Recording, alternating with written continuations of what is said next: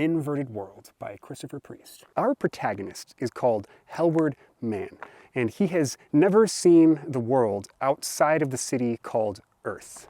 Yes, a city called Earth, not the planet. But when he comes of age, he follows in his father's footsteps and joins the Futures Guild.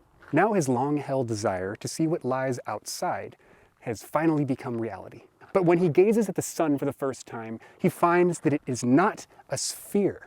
It is flattened with a spire at its center, almost like a cross of some sort. He's put to work immediately, excavating the tracks from behind the city, putting them at its front so that it can be moved a little bit farther. Wherever the city heads is considered north, future, and wherever the city has come from is considered south, or the past. This labor of constantly moving the city has gone on for generations.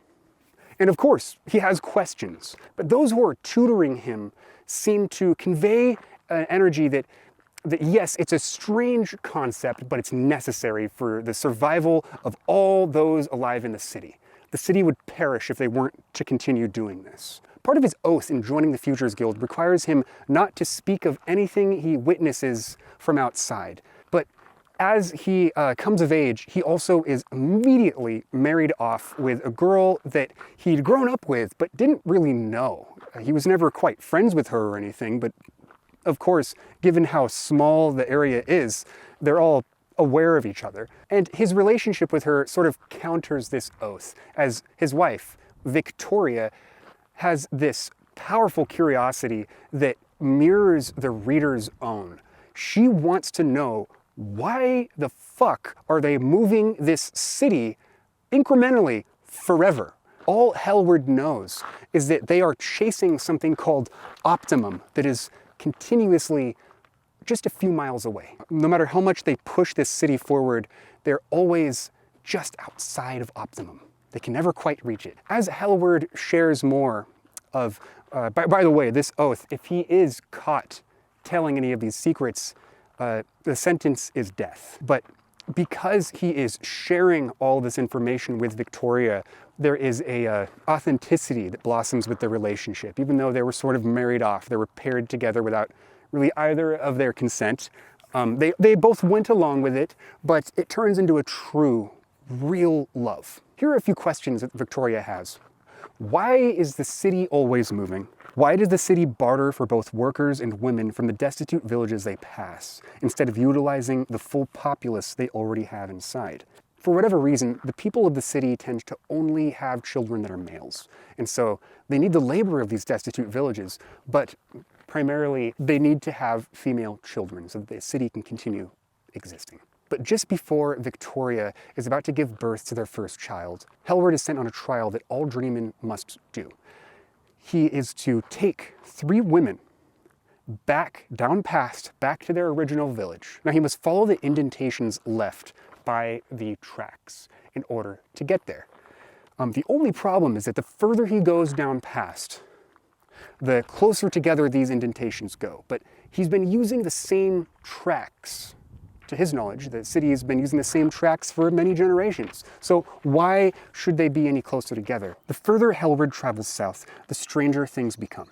The gorge they had once spent weeks erecting a bridge so that the city might cross is less wide than he remembers, and the women he travels with, at first beautiful and comparable in figure to those women of the city, grow increasingly squat and thicker as if they are being compressed or squished. Eventually, he reaches a point so far south that the strange pull he's been feeling all the while becomes impossible to ignore, and the women, now nothing more than strips, flat lines confined to 2 dimensions, are forever lost to him. He clings to shallow handholds that were once mountains he spied in the distance. The world itself is being flattened.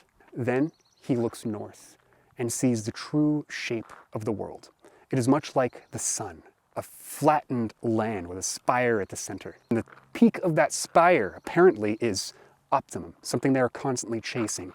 The ground somehow is moving beneath them. It is not optimum that is moving, but the earth. It is slowly coming down and spreading. And the further you go, the faster it spreads. When Hellward finally returns home, Victoria has already had the baby. She has remarried, thinking that Hellward was long since dead, and she is pregnant once more by her new husband. What was perhaps 9 days for Hellward was much, much longer in the city. He now knows from experience the terror that awaits if the city ceases to move. As part of the Futures Guild, he must go to the north. He must go to the future, where things get even stranger. Inverted World is such a unique book. It's split into several sections, half of which being in first person, half of which being in third person. Now, first person, you're of course dealing with the coloring of Hellward's perspective. Not just Hellward, we do have another character here too, but Hellward is the primary protagonist that we're following. They make it clear that Hellward and people of the city cannot eat from the land. They have to eat the food that's actually created in the city while they're close to optimum. So there's this degradation of all things, including Hellward's ethics. His very ethics, his personality degrades the further he goes down south because, of course, we know he's married. We've shown that he actually loves Victoria, and yet the further he goes with these 3 women, the farther he goes from the city, the more frivolous he becomes, the more animalistic he becomes. And this ends up coming to a head where he sleeps with at least one of them. This brings a new significance to the city passing by these fields of wretches. The city bestows upon them toil and a little taste of wealth, and then leaving them behind once more to be barely more than animals. Having just tasted what optimum life is. Not even just life, everything that denotes being. Also, the visual of looking north from that distant point down past, seeing the spire in the dead center of the distance, the flat land everywhere else, made it sound like an inverted 3D model, like that familiar texture glitch on a video game featuring polygonal graphics where spikes jut out of a character or object. Perhaps that old screensaver is the best example of this. Yet, this was written in the 70s, so ahead of its time. This literally takes inverse trigonometrical functions and applies them to a narrative. And narratively, as Hellward is traveling south, the reader is given an exponential understanding of the world. At first they know far too little, then they know a little bit, then they know enough, then they know too much, and then far, far too much. Like music that progressively doubles tempo until it sounds like just a singular beam or whine. I love this quote from page 166. He was a microcosm of the city. He could no more rest than it. Okay, now here are heavy spoilers because the last section is hugely significant. If you're not going to read this book, or if you've already read this book, go ahead and continue on. But if you're planning on reading this, maybe save this video for a little later. Now, the next section starts to be what appears to be a new POV. However, it's actually the prologue character that we had for a page or two, who was easily forgettable at this point. Her name is Liz. Here you come to recognize that the language barrier between those that the city has passed, these desperate people, and the city people is incredibly significant. Each culture, the opposing infinite lines in the y equals I over x graph, never to meet. And when Liz comes face to face with Hellward, it is so profound. Hellward has taken up drawing, and he draws a portrait of her, and of course she's distorted. She's not flattened, but stretched out because he's gone to the future, the opposite of the past, gone to the north, where instead of becoming squat, the people, they become far too tall and slender to where it's creepy, disturbing. And she's like, I don't look like this, what the hell? I mean, great art skills, but that's kind of insulting. And so we find that the people outside the city do not experience these delusions. She's not living the same world as Hellward is. To her, Hellward seems like an insane person. Now, the last section of this book places it among my favorite reads of the year so far. While at several points I'd assumed that the entire thing was a sham from the beginning, the novel had a way of convincing me otherwise, using science that most science fiction can only aspire to. I was fully convinced through the experience of Hellward that this was taking place on another planet in the distant future, and that optimum was real. The shattering of that illusion was so refreshing and intense, I don't have much to compare it to. Everything you'd like explained is explained at one point or another. It has no loose ends, and it wastes no time. This is not just clickbait, this was, in fact, the most mind-bending novel I have ever read. It bends her mind this way, and then it bends it right back. Eventually the city comes to a problem it cannot solve, something it cannot move beyond. Optimum has apparently stretched into an ocean, and they can't even conceive an ocean. They believe it must be a river, because for generations after generations, they've been crossing these rivers, been crossing these ravines. There must be a bank on the other side, if they can just build a bridge far enough. And Hellward goes so far in denying reality that he jumps into the ocean and tries to swim to the other side. And I was thoroughly convinced that Hellward was swimming out into the ocean to his death. But in the very last paragraph, he turns around.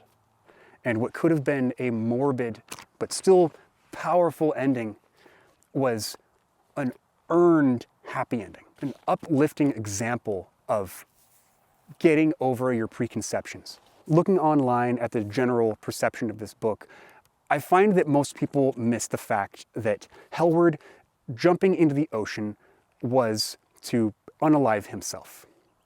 It wasn't in hopes to get to the other side. It was because he was so adamant at denying reality that he was willing to instead choose death, ignoring Liz to chase Optimum to his death, trusting endlessly in his flawed perception of the universe. But he finally rose up against himself, rose up against what to him was determination, what was drive. This whole novel is about determination. What we determine to be reality, because in order to do any reasonably complex or difficult action or complete an overwhelming task, we need to be determined.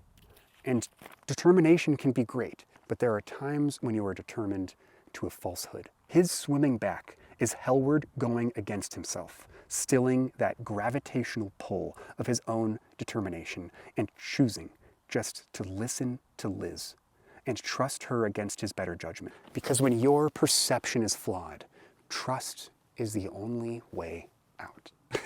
Already my top 15 video is out of date. For more on my journey as an author, book reviews, and all other book stuff, subscribe to Sailor Reads.